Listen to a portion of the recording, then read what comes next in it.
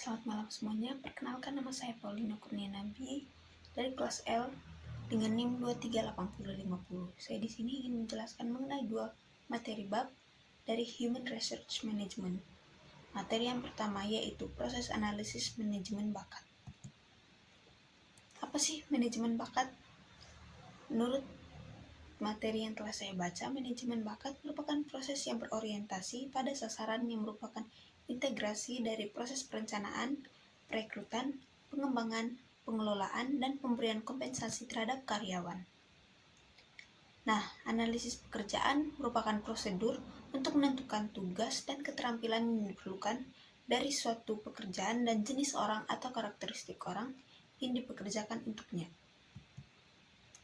Sedangkan deskripsi pekerjaan merupakan daftar yang berisi tugas, tanggung jawab, hubungan pelaporan, kondisi kerja, dan tanggung jawab penyelesaian dari suatu pekerjaan, salah satu hasil dari analisis pekerjaan.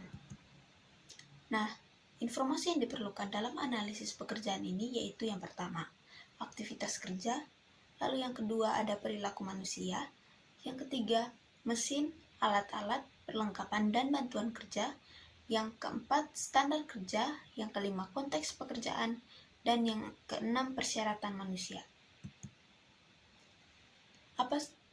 Gimana sih cara melakukan analisis pekerjaan? Nah, di stage pertama, kita harus memutuskan bagaimana kita menggunakan informasi tersebut, informasi yang telah kita dapat. Di stage kedua, kita harus bisa meninjau informasi dari latar belakang yang relevan, seperti bagan organisasi dan bagan proses. Lalu selanjutnya, di stage ketiga, kita harus bisa memilih posisi yang presentatif. Di stage yang keempat, kita harus bisa menganalisis pekerjaan secara nyata. Di stage kelima, kita bisa memverifikasi informasi analisis pekerjaan dengan supervisor. Di stage yang keenam, kita harus bisa mengembangkan deskripsi pekerjaan dan spesifikasi dari suatu pekerjaan.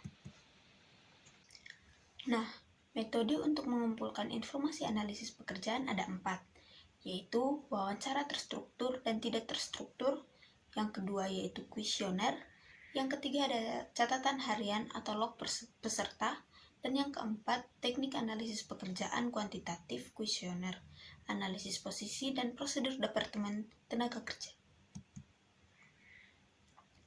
Lalu masih di chapter yang sama, kita harus tahu manajemen bakat, proses dari manajemen bakat.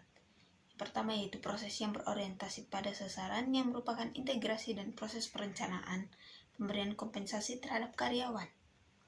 Lalu di sini ada analisis pekerjaan. Prosedur untuk menentukan tugas dan keterampilan yang diperlukan dari suatu pekerjaan dan jenis orang atau karakteristik orang yang harus dipekerjakan untuknya. Lalu deskripsi pekerjaan. Daftar yang berisi tugas, tanggung jawab, hubungan pelaporan, kondisi kerja dan tanggung jawab kepenyeliaan dari suatu pekerjaan dan suatu hasil dari analisis pekerjaan. Lalu ada spesifikasi pekerjaan. Daftar yang berisi persyaratan manusia dari suatu pekerjaan yaitu pendidikan, keterampilan, kepribadian, dan lain sebagainya yang diperlukan serta produk lainnya dari analisis pekerjaan. Nah, kegunaan informasi analisis pekerjaan ada 5 poin. Yang pertama, perekrutan dan seleksi. Yang kedua, pemenuhan IIO. Yang ketiga, penilaian kerja. Yang keempat, kompensasi. Dan yang kelima, pelatihan. Contoh model kompetisi atau profil pekerjaan untuk manajer sumber daya manusia. Yang pertama yaitu peran. Dan yang kedua, pengetahuan dan skill. Yang ketiga, kompetisi dasar. Yang keempat, personal kompetensi, interpersonal kompetensi, SDM, bisnis atau manajemen. Dan yang kelima, model kompetisi atau profil pekerjaan manajer sumber daya manusia. Nah, kita masuk ke chapter selanjutnya yaitu perencanaan personel dan perekrutan. Perencanaan dan peramalan angkatan kerja. Apa sih perencanaan angkatan kerja? Perencanaan angkatan kerja merupakan proses untuk memutuskan posisi apa dalam perusahaan yang harus diisi dan bagaimana mengisinya. 4 hal yang perlu diperhatikan dalam perencanaan angkatan kerja. Yang pertama yaitu meninjau rencana bisnis dan tata angkatan kerja. Yang kedua, mengidentifikasi kesenjangan. Yang ketiga, mengembangkan rencana dan peta strategis angkatan kerja. Dan yang keempat, melaksanakan dan mengukur pengaruh dari rencana angkatan kerja yang baru menerapkan perubahan tersebut. Peramalan kebutuhan personel atau permintaan tenaga kerjaan. Di sini terdapat dua bagian, yaitu analisis tren dan analisis rasio. Analisis tren merupakan studi terhadap kebutuhan pekerjaan perusahaan di masa lalu selama periode beberapa tahun untuk meramalkan kebutuhan di masa depan. Sedangkan analisis rasio, teknik ramalan untuk menentukan kebutuhan staf di masa depan dengan menggunakan rasio antara historis, antara beberapa faktor casual seperti volume, penjualan, dan jumlah karyawan yang dibutuhkan seperti jumlah tenaga penjual. Lalu, meramalkan penawaran kandidat dari dalam. Terdapat beberapa bagian. Yang pertama, inventory kualifikasi atau keterampilan, yang berisikan catat daftar manual atau komputerisasi yang berisikan pendidikan, minat karir, dan perkembangan bahasa, keterampilan khusus dari karyawan, dan sebagainya dari karyawan untuk digunakan dalam menyeleksi kandidat dalam bentuk promosi. Lalu, ada bagan pengganti personel, yaitu catatan perusahaan yang memperlihatkan kinerja dan kemungkinan dipromosikan saat ini dari kandidat dalam perusahaan untuk posisi yang paling penting. Dan selanjutnya ada analisis Markov.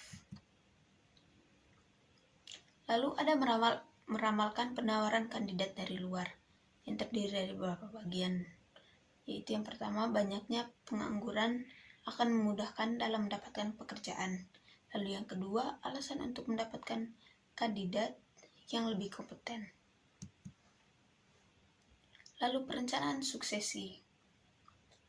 Perencanaan suksesi merupakan proses berkelanjutan untuk secara sistematis mengidentifikasi, menilai, mengembangkan kepemimpinan organisasi untuk meningkatkan kinerja yang terdiri dari 3 langkah, yaitu mengidentifikasi kebutuhan kunci, mengembangkan kandidat dari dalam, dan menilai serta memilih. Dari ketiga sumber kandidat tersebut, sumber kandidat internal merupakan lebih mengenal kekuatan dan kelemahan seorang kandidat, lalu lebih berkomitmen, moral lebih meningkat jika dipromosikan, lalu lebih sedikit orientasi dan pelatihan pengumuman pekerjaan mempekerjakan kembali. Sedangkan sumber kandidat dari luar, ciri-cirinya perekrutan informasional dan pasar pekerjaan tersembunyi, lalu merekrut via internet, lalu media sosial, agensi pekerjaan seperti Departemen Tenaga Kerja dan agensi swasta, lalu pekerja temporer atau paruh waktu, lalu perekrut eksekutif, lalu perekrutan perguruan tinggi. Selanjutnya ada merekrut angkatan kerja yang lebih beragam. Ciri-cirinya merekrut wanita, merekrut orang tua tunggal, pekerja berusia lanjut, dan pekerja dengan disabilitas. Sekian penjelasan dari 2 materi Human Resource Management dari saya. Terima kasih.